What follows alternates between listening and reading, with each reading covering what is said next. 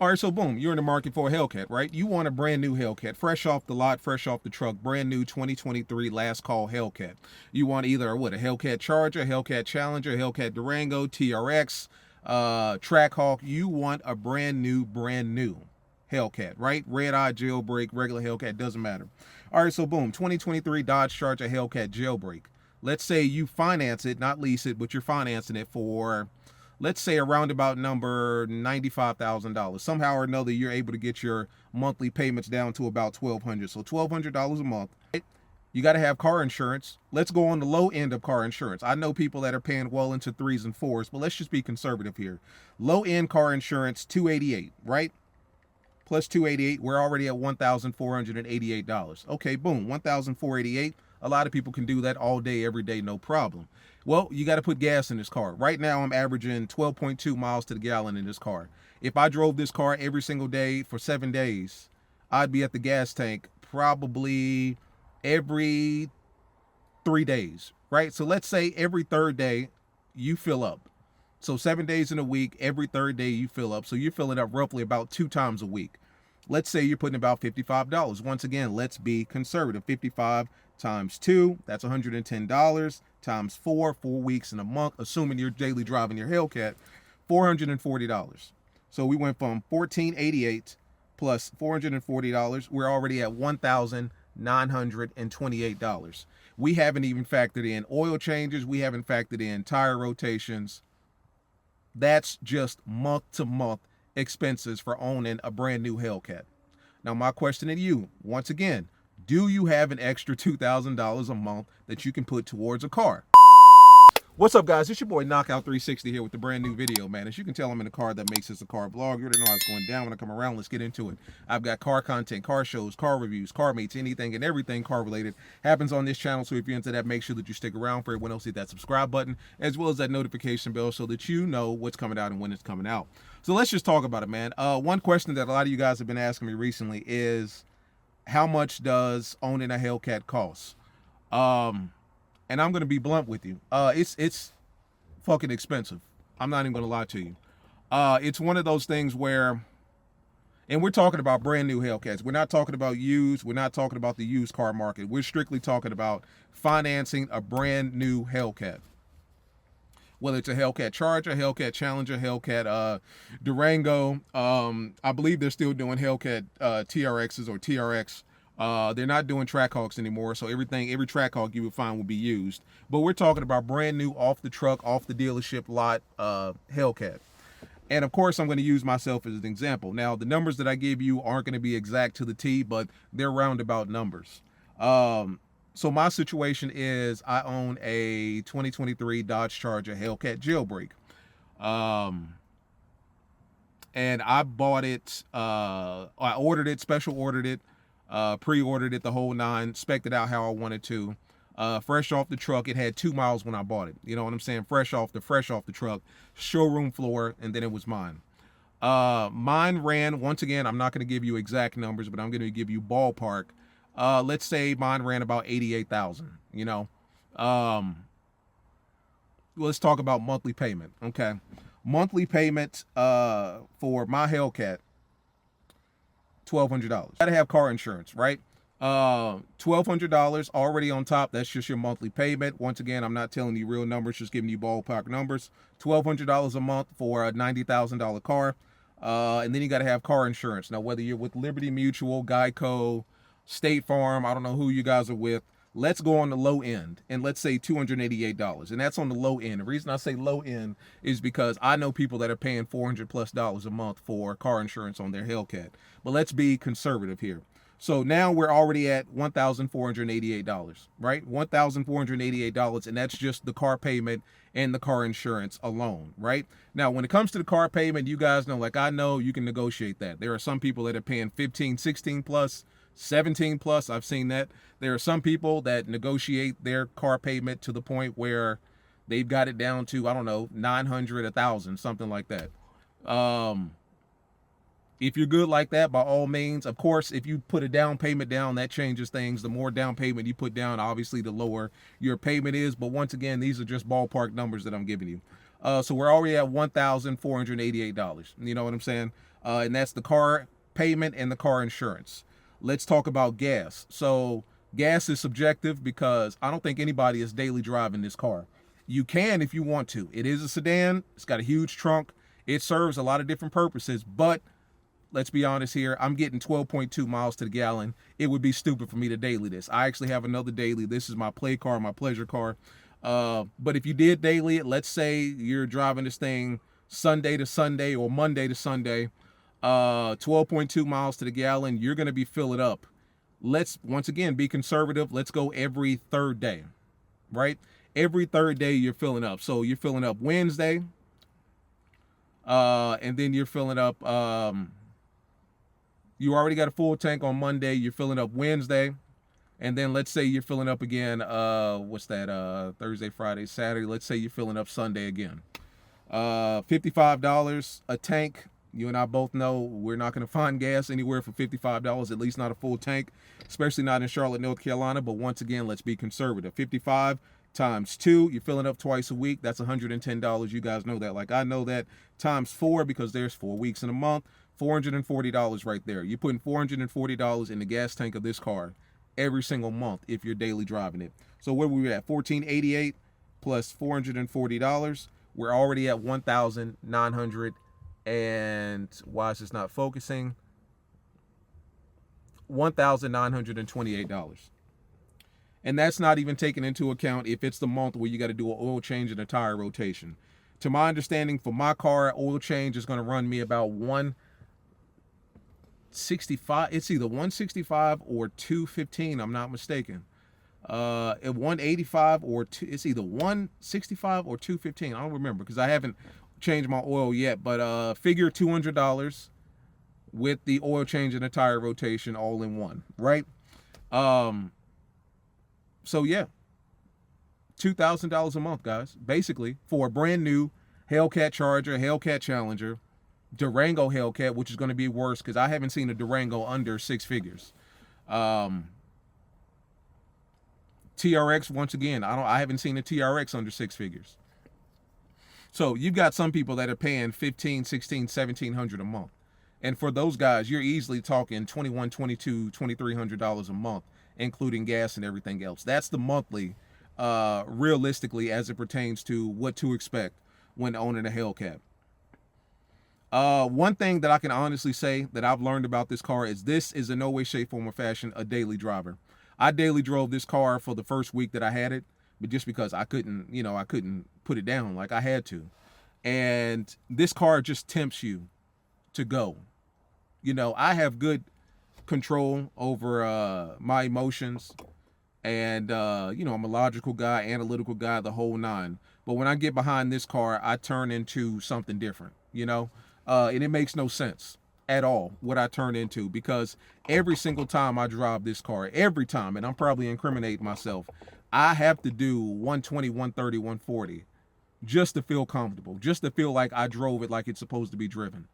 Right now, my daily car, my Jeep, I don't think I've ever done over 80 miles an hour in that car. I don't even want to, I don't even want to stress my car out like that, because it's not built for that. But when I get in this, I just get tempted. I almost feel like it's tunnel vision. If you've ever seen that movie Biker Boys, at the end of the last race that they had, it turned into like a tunnel, and it's just you, to person to the left or right of you, and then the road. That's all you see. And that's literally what it is when I get behind this car. I just want to do dumb shit for no reason. I want to do 100 miles an hour coming around the corner. And I know I shouldn't. I know the speed limit is 40, but I want to see if this car can handle 100 before I start sliding and the back end comes out. When I merge onto the highway, the speed limit is 70. Why would I merge at 70 when I can merge at 120 and get where I really want to get? If I'm behind somebody on the highway and I see the right lane is open, it's not enough for me to just put my signal on, get in that lane, and slowly pass them. I have to put my signal on, move as fast as possible into that right lane like I'm in Fast and the Furious, and then blow past them at 105 miles an hour. Just because. And all of that stuff costs. I'm saying all that to say that costs money. That costs gas. This is not the kind of car that, you can be respectful with. You just can't. With my Scat Pack, I was able to be respectful. I was able to drive that car in eco mode probably a good 90% of the time. The only time I got into custom or track was when I was playing with my guys in lane hogs. But with this car, it's just not possible. And eco mode serves no purpose at all. You know, it's just there, I guess, probably just so that, you know, they can be compliant with the Department of Transportation. You know what I'm saying? So that they can tell the Department of Transportation, hey, listen, these cars have eco mode as well. I don't know what eco mode does. Like the highest that I've ever seen in this car, and I've owned it for a month, is probably about 15 miles to the gallon. That's the highest. And that's in eco mode chilling. Now, I've never used the black key. I don't know what that does. I don't know what it is. I don't know where it is at this point, to be honest with you. It's at my house somewhere. I don't need it, you know, for obvious reasons. But the red key will get you in trouble every single time. But getting back to the topic of this video, guys, I mean, realistically, you've got to set aside anywhere between $1,500 to $2,000 for this car. If you want a brand new Hellcat. Now, used Hellcats are totally different. If you went out and got you a 65, 60, I don't know, $50,000, $55,000, $65,000, $67,000 Hellcat, 2019, 2020, 2022, then obviously your monthly is going to be different. And your car insurance will probably be different as well, to be honest with you. But this is for the brand new Hellcat owners. 2023, last call, no miles, fresh new car smell, all that stuff. This is what you're looking at. Once again, $1,200 a month in a ballpark. That's if you're financing. If you're leasing, it'll probably be a different story. If you're leasing, you can probably get a lease about what, $800, $900, and that will save you, you know, that'll save you a good bit. Owning, however, is a different story because you're essentially financing to own. So it's a different story, you know. At the end of the day, the bank owns it either way until you get that pink slip that says this car is yours. So let's not act like there's some sort of difference between financing and leasing as far as prestige is concerned, because that's not the case. You don't own the car until you own the car. Technically, we're all financing or leasing our cars until we own it outright. But $1,200 a month for the payment. Car insurance on top of that's going to be, once again, $288 just to play around. That's $1,488 right there. And if you're daily driving it, you're putting $300 to $400 in your tank, if not more, depending on how much you drive or how bad you drive. You could be putting more into it on a monthly basis. You could be putting $300, $400, $500 into it, which is easily going to put you at that 2,000 mark. Now, realistically, a lot of people are not daily driving these cars, so that's not something that a lot of people have to worry about. So, I mean, at that point, you're probably looking at $1,700 a month, including gas. If you're not daily driving it, maybe you're driving it once or twice a month like myself. Not a month, but once or twice a week like myself. Like at this point, I'm only filling up a full tank probably, I'm gonna be honest with you, probably twice a week. Twice a week I'm filling up. But I'm not filling up from empty to full, if that makes sense. Like today I'm going to the gas station, but that's just because for some reason gas is really cheap today. I think it has something to do, I don't know, it's just really cheap in my area, and I'm a little over half a tank. So it's one of those things like I might as well, because I know I'm going to be there eventually. But if you're the type of guy that runs your tank to empty, you may be able to get by, you know, a tank and a half a week. So you may be at the gas station for a full tank once and then maybe a half a tank, you know, twice. So there are ways to finesse that. You know, those are just rough numbers. The $2,000 a month, that's just a rough estimate based off of kind of your average Hellcat owner. But when it comes to car payment, I know people that are paying for a lease anywhere between $800 to $900 for a Hellcat, and for finance, I know people that are paying a little under $1,900 for a Hellcat, and that's just the car payment. That's not insurance. That's not gas. That's not anything else as it pertains to the car. That's strictly the car payment. You know what I'm saying? And I make this video, guys, just so that you know what you're getting into or what you're looking to get into. You know, for me, you know, my YouTube pays for my car, you know. All of that comes from YouTube or whatever the case may be. Like everything else just sits and chills, but YouTube pays for this car.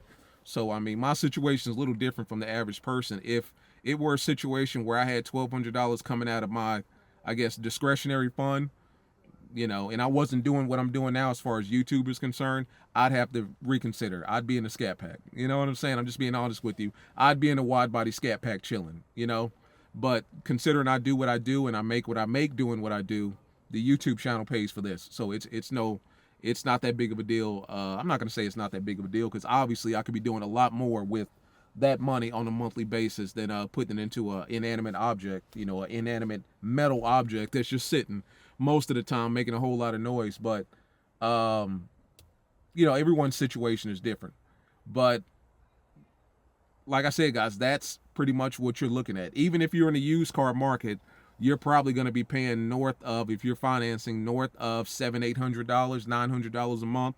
And then the gas still applies. Like, that doesn't change whether you're used or new. The gas doesn't change. I think the car payment thing, I really don't think that changes, to be honest with you, because car insurance companies, they know what kind of cars these are. They know that, for one, they get stolen a lot. They know that they get crashed a lot. A lot of people die in these cars, unfortunately.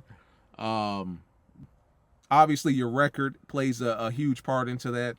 How much money you put down on the car plays a huge part on your monthly payment. Me personally, I'm of the mindset that I would rather just have a really good, solid credit score, which I actually do, and not put anything down. Because to my understanding, for every $1,000 you put down, your payment is only going down $20 to $50 a month. Now, talk to me. Tell me what your situation is. Maybe my numbers are really rough, really off, or maybe I just got, fucked over. I don't know. Maybe my dealership just fucked me over and I'm paying too much for this car. But I'm sure that's not the case. I'm sure a lot of people are in my boat. But talk to me, guys. Like, subscribe, comment. It's been your boy Knockout 360. I'll see you guys in the next one, man. Peace. And, with the wide body specifically, we're talking Pirelli P0. These cars, the wide bodies come with Pirelli P0 all seasons, right? I'm on TireRack.com, $378 a tire. For the whole set, $1,515. $1,500 for the tires. Nothing's cheap on these cars at all. Nothing is cheap on these cars. What else? Like I said, tire rotation, oil changes. Brand new tires are going to run you $1,500. God forbid you are in a month where you got to do, well, that really wouldn't happen. $1,500 for tires. It's expensive. There's nothing cheap about these cars at all. 305 3520s, which is standard for the wide bodies. $378 a tire for a set of 4, $1,500 with tax and all that stuff, man. So there's nothing cheap about these cars at all. Because everything on these cars are SRT products. So, it's like owning a Mercedes, but it's an AMG. You know what I'm saying? It's going to be significantly more expensive for AMG than it is a C-Class or an E or an S-Class, because it's the high-performance line. SRT is the high-performance line. So you're going to pay high-performance prices, And that's just the reality of it, man. But, like I said, just figure $1,500 to $2,000 a month for this car if you're financing it, and it's something that you're going to be driving quite a lot. It's not just a play car, but it's actually a car that you're considering, daily driving or driving on the day-to-day basis or week-to-week basis. That's what you're looking at, man. Like I said, let me know if my numbers are skewed or off, if I'm close. What are you guys paying? Does that sound about right? Am I stretching it, or am I being too conservative? Some of you guys may be paying $2,000 plus a month, right? But that's what we're looking at, guys. So talk to your boy. It's been your boy Knockout. I'm going to get out of here. Peace.